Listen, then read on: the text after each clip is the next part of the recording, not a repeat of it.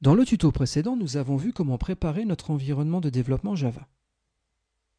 Il est maintenant temps de passer à la production de nos premières lignes de code. Je vous propose de démarrer Eclipse et nous allons y créer notre premier projet Java. Pour ce faire, on va se placer dans la vue Package Explorer, on va cliquer avec le bouton droit de la souris, on va sélectionner New et Java Project. Cela devrait lancer l'assistant de création de projet Java. Comme vous pouvez le constater, un certain nombre de configurations vous est proposé. Vous pourriez même obtenir des configurations complémentaires en cliquant sur le bouton Next, ici en bas de la boîte de dialogue. Ne prenez pas peur. Pour chacune de ces configurations, la plupart du temps, il y a des valeurs par défaut qui conviennent le plus souvent. Le seul champ réellement obligatoire, c'est le champ Project Name, donc le nom du projet. Je vous propose d'y renseigner 01 Hello World. Donc effectivement, nous allons mettre en place un petit projet de type Hello World qui va se contenter de produire des affichages sur la console. Très bien. Vous pourriez cliquer sur Next si vous le souhaitez pour obtenir les écrans complémentaires. Vous pouvez aussi simplement cliquer sur Finish. Très bien, votre projet est créé. À partir de là, on y voit ici la présence d'un dossier SRC. Il est censé contenir vos fichiers de code Java. Pour ajouter un nouveau fichier de code Java, nous allons faire un clic bouton droit sur SRC, nous allons sélectionner New, et ici vous avez vu un certain nombre d'assistants vous sont proposés, notamment l'assistant File. Alors pourquoi pas, on pourrait éventuellement l'utiliser, mais disons que ça c'est surtout utile si vous voulez créer des fichiers texte ou des fichiers de ce type-là.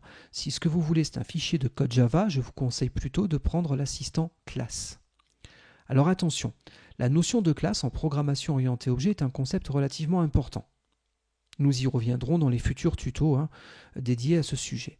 Pour le moment, on va partir du principe qu'une classe, pour nous, c'est un fichier de code.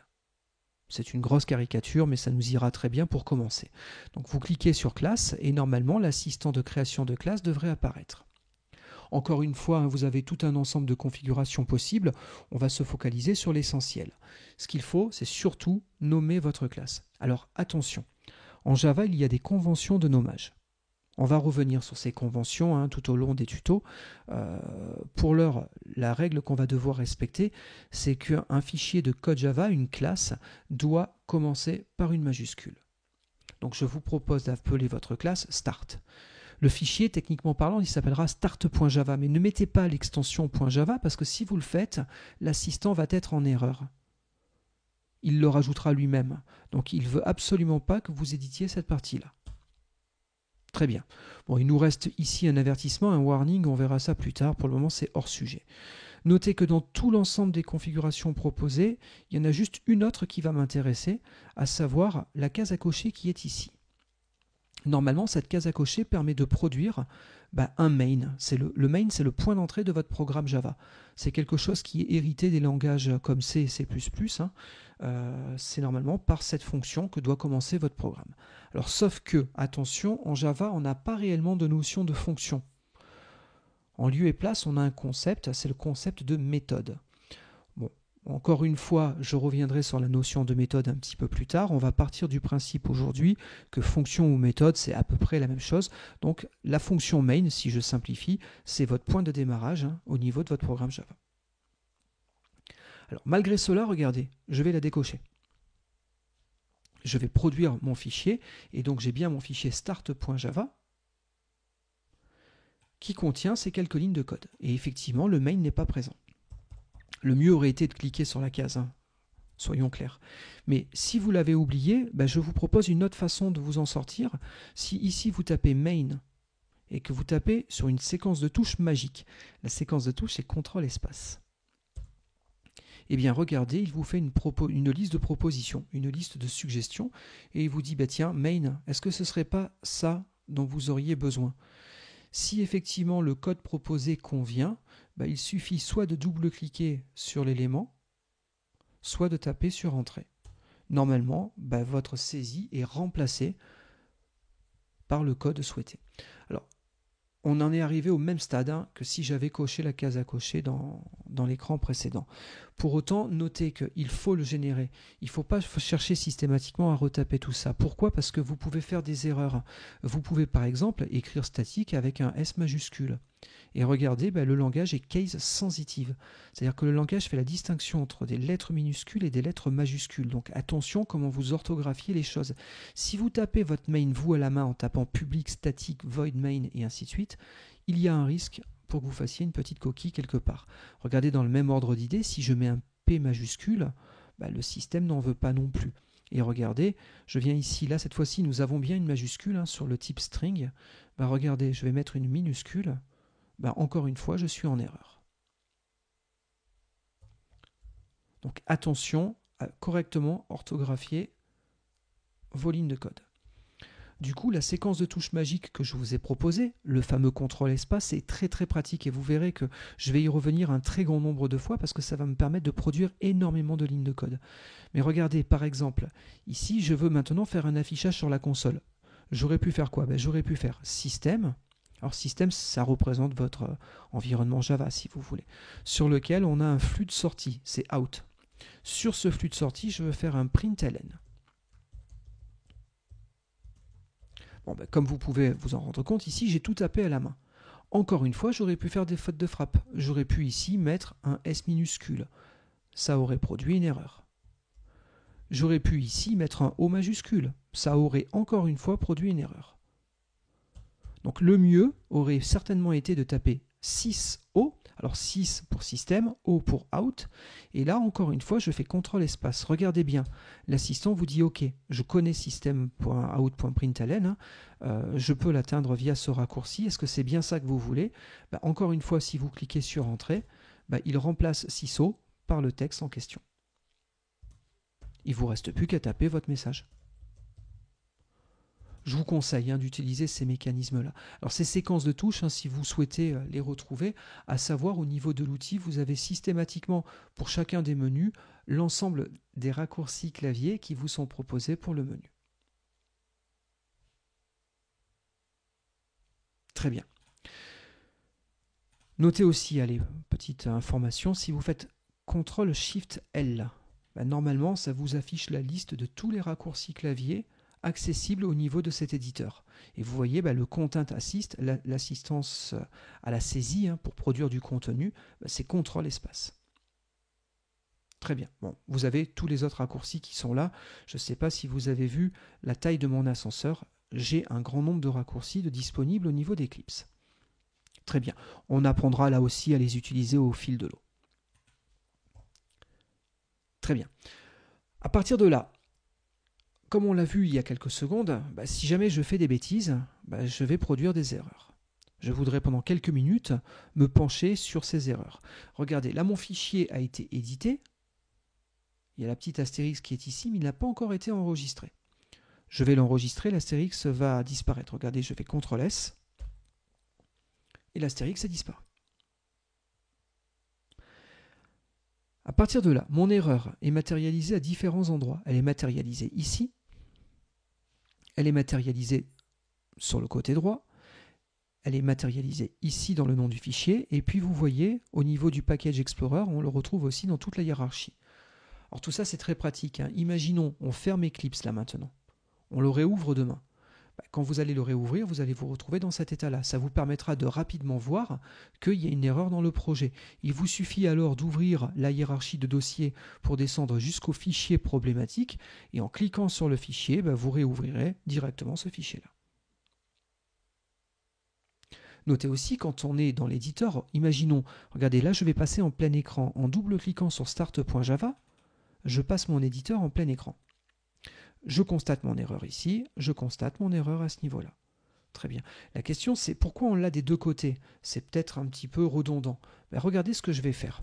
Je vais ici mettre des commentaires. Alors je reviens sur les commentaires dans quelques minutes. Là je mets juste des commentaires pour temporairement augmenter la taille de mon fichier. Voilà. Oups là.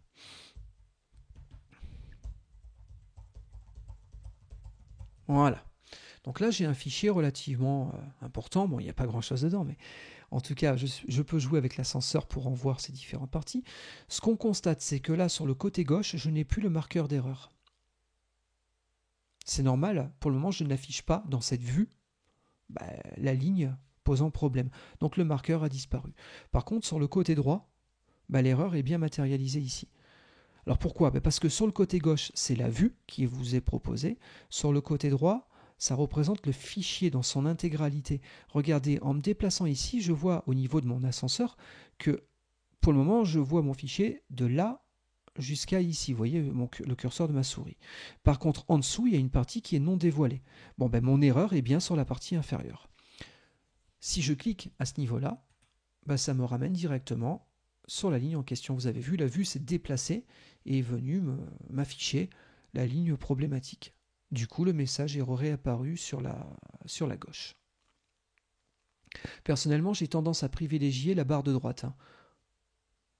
Ça me permet en permanence d'avoir une visualisation sur l'intégralité de mon fichier. Et normalement, quand j'ai fini de travailler sur un fichier, ben, je prends soin de vérifier que je n'ai aucune erreur. Et tant qu'on n'y ait aucun avertissement. Je vais revenir sur les avertissements dans quelques secondes. Très bien. Regardez, je vais remettre ici un S majuscule et je vais produire une autre erreur. Regardez, là je vais enlever mon point-virgule. Je ne sais pas si vous avez vu, mais l'icône ici a changé. Ça, c'est l'icône standard pour dire qu'il y a une erreur. Très bien. Regardez, je remets un S minuscule. Et là, cette fois-ci, j'ai bien mon icône d'erreur, mais elle est couplée avec une petite ampoule. Quand l'atelier va vous proposer une petite ampoule, c'est qu'il a une idée. Il vous dit, bon, il y a quelque chose qui ne va pas, j'ai des idées à vous proposer. Bon, si c'est le cas, il vous suffira de cliquer sur l'ampoule pour voir apparaître un menu contextuel qui vous proposera tout un ensemble de possibilités. Ici, il y a un certain nombre de choses, mais notez qu'à ce niveau-là, on vous propose de corriger en remettant bien le S majuscule comme attendu. Si je clique sur cet assistant, ça me remet correctement le mot. Alors, l'erreur n'est plus rouge. Il y a l'icône ici un peu blanchâtre, c'est parce que mon fichier n'a pas été encore sauvegardé. Il me dit par rapport à la précédente sauvegarde, il y a bien eu une erreur qui a été corrigée, parce que maintenant c'est blanc, mais si je veux que cette icône disparaisse, il faut que je sauvegarde le fichier. Très bien.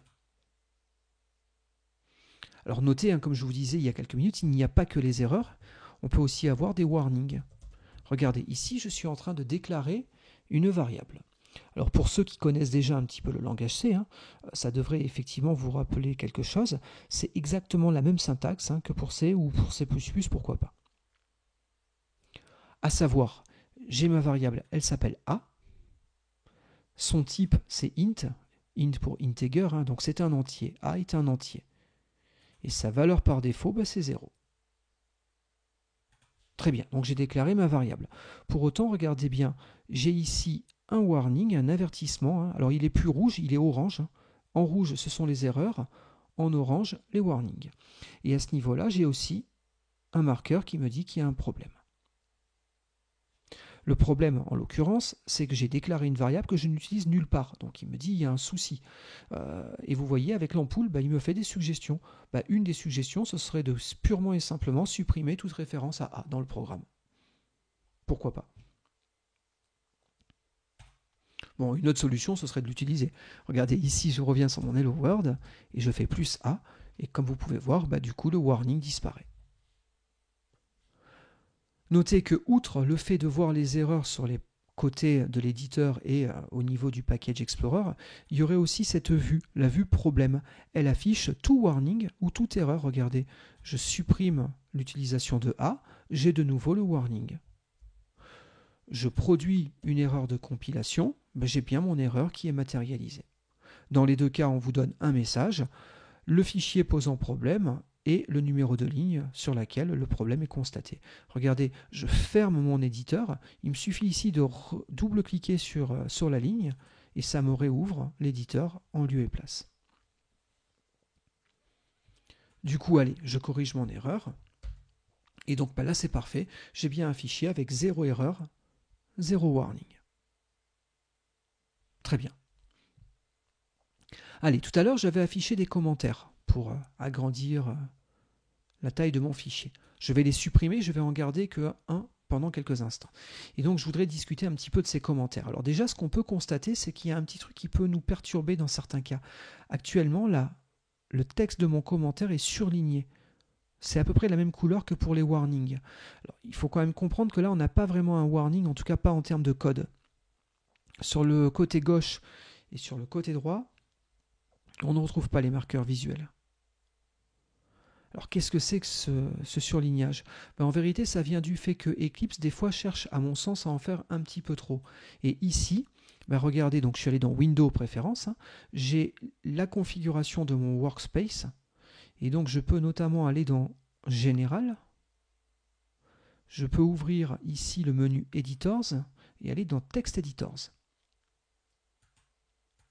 À ce niveau-là, j'y retrouve Spelling. Et donc ici, on a des informations de configuration d'un correcteur syntaxique en langue humaine. Pourquoi il me mettait commentaire en surligné? Parce qu'en vérité, pour le moment, je n'ai qu'un dictionnaire en anglais. Alors certes, je pourrais rajouter un dictionnaire en français. Ça pourrait aider à corriger ce commentaire-là. Mais pour autant, si jamais vous rajoutez des acronymes ou des termes vraiment spécifiques à votre application, il se peut que le dictionnaire ne le connaisse pas et qu'il continue à le surligner. Le problème, c'est que s'il y a un petit peu trop de orange, il se peut qu'à un moment donné, vous ayez un véritable warning qui soit pertinent pour votre programme, et comme il serait noyé avec plein d'autres affichages, il se peut que vous n'y portiez pas attention. Donc moi, je préfère qu'on retire ces informations-là. Et donc le mieux, c'est certainement de venir sur la boîte de dialogue qui est ici, et donc de décocher le spell checking, donc la vérification syntaxique en cours de frappe en langue humaine. Regardez, le surlignage vient de disparaître. À partir de là, maintenant, s'il vous reste du rouge ou du orange, c'est que vous avez une erreur ou un warning, donc il y a quelque chose à faire. Il faudra corriger vos problèmes. Très bien. Deuxième point. À savoir, en Java, il y a plusieurs formes de commentaires. Ça dépend comment on veut voir la chose. On pourrait dire qu'il peut exister jusqu'à 3 formes de commentaires. Pour le moment, je vais ignorer la troisième forme. La troisième forme, juste pour information, ce serait slash, étoile, étoile et étoile slash ici. Comme vous pouvez le voir, il y a une différence de colorisation. Ici, on est vert alors que là, on est bleu. Ce n'est pas exactement les mêmes commentaires. Mais ça, c'est dans un but bien précis. J'y reviendrai plus tard. Pour le moment, je vais vous présenter 2 formes de commentaires. Donc la forme qui est présentée ici et qui vient de C. Donc c'est la forme slash étoile, étoile slash. Alors notez qu'ici nous avons une étoile, mais elle n'est pas obligatoire. Regardez, je viens de l'enlever. Pour autant, le commentaire est bien en vert. Tout va bien. Donc ça suffit à faire un commentaire. Maintenant, pour des histoires de lisibilité, Eclipse trouve que c'est plus judicieux de vous mettre ici une barre d'étoiles. Ça permet de mieux le matérialiser et le borner. Très bien. Il faut savoir que ce commentaire, il est multiligne. Vous pouvez avoir un commentaire de 20, 30, 40 lignes sans aucun souci. Il faut bien entendu le fermer, sans quoi le reste du code passe pour le commentaire. Et du coup, comme il n'est pas fermé ici, il vous dit qu'il y a un problème de syntaxe. Mais on voit bien en tout cas la colorisation, tout est passé en vert. Allez, je ferme correctement mon commentaire. Donc ça, c'est la première forme. En vérité, elle vient de C. Et donc, vous pouvez la réutiliser en Java. La deuxième forme de commentaire, en vérité, vient de C++. C'est lui qui l'avait inventé en premier. Et donc, c'est le //. Le //, en gros, c'est un commentaire qui ne va marcher que sur une seule et unique ligne. À la fin de la ligne, le commentaire est terminé. Donc ici, ceci est une déclaration de variable. Pourquoi pas? Notez bien que la suite, il n'y a pas de vert. C'est du code Java classique. Le commentaire s'est terminé au retour à la ligne. Alors, ce commentaire vient de C++. Il a été en 99 réintégré à C et il a été aussi ajouté à C++. À Java, excusez-moi. Donc, c'est notre deuxième forme de commentaire. Et puis, celle-ci m'intéresse particulièrement parce que nous avons des raccourcis clavier qui sont très intéressants. Regardez, je sélectionne ce bloc. Donc là, j'ai 4 lignes qui sont mises en sélection. Si je fais CTRL 7, le 7 du pavé numérique, regardez, ça vient de me mettre un commentaire. Si je refais CTRL 7, ça le supprime. Une autre séquence de touches équivalente, c'est CTRL, SHIFT et le slash, mais le slash du pavé alpha numérique, pas le slash sur le pavé numérique. Regardez, si je fais CTRL, SHIFT, slash, bah, ça met ou ça enlève mon bloc de commentaires. Bah, ça, c'est très pratique parce que des fois, vous avez des sections de code que vous voulez enlever temporairement, vous ne voulez pas complètement les supprimer, bah, vous les sélectionnez et puis vous les mettez en commentaire. Voilà. Bon, il existe un certain nombre d'autres séquences de touches par rapport au dépôt de commentaires. Vous les retrouvez au niveau du menu source et vous avez donc ici un certain nombre de menus qui vous sont proposés. Très bien. Bon, allez, je remets mon code en l'état.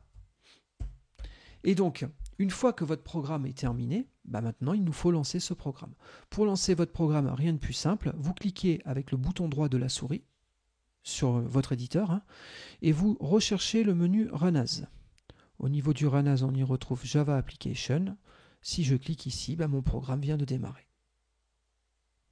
Je peux faire des modifications. À partir de là, il me suffit de relancer le programme pour voir les modifications apparaître.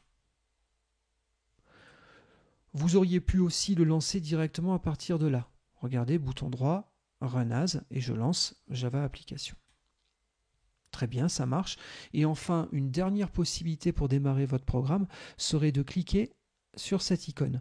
Alors, la première fois, il n'y avait rien ici, mais comme on a déjà marqué la classe Start comme étant un fichier de démarrage Java, bah, il le mémorise. Et du coup, maintenant, à chaque fois que vous allez recliquer sur cette flèche verte, il va relancer le précédent run que vous avez fait.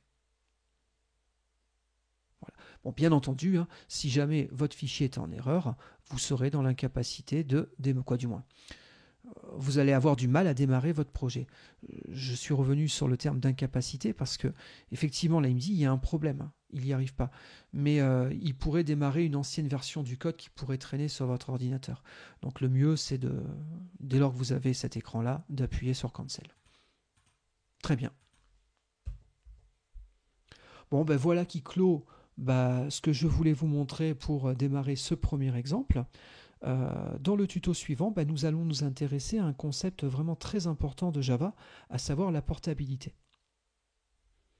Effectivement, Java, son objectif premier, c'est d'être portable multiplateforme. On veut que votre programme puisse fonctionner à l'identique, qu'on soit sur une architecture Linux, un Mac ou pourquoi pas un Windows. Le meilleur exemple que je puisse vous donner, c'est Eclipse lui-même. Je ne sais pas si vous vous rappelez de ce qu'on avait vu dans le tuto précédent, mais lorsque nous avons installé Eclipse sur le site de l'éditeur, nous avions vu qu'il en existait différentes distributions que nous pouvions télécharger. En gros, ça changeait le fait qu'on soit en zip ou en targz ou ce genre de choses-là. Nous avons téléchargé, nous, une version pour l'OS sur lequel vous travaillez, mais en vérité, Eclipse tourne sur toutes les plateformes. Donc là, il tourne, en tout cas chez moi, sur une plateforme Linux. Il peut tourner chez vous sur un autre système quelconque. Pourquoi ? Parce qu'il est codé en Java. Eclipse est codé en Java. Bon, dans le prochain tuto, nous reviendrons sur ces concepts-là et nous essaierons de bien comprendre comment cela peut marcher. Parce que c'est vrai que c'est pas gagné. Comment faire marcher un bout de code, quelle que soit la plateforme sur laquelle on est, ça soulève de multiples problématiques. Bon, nous essaierons de répondre correctement à ces sujets-là. Je vous remercie de votre attention et je vous dis à très vite pour le prochain tuto.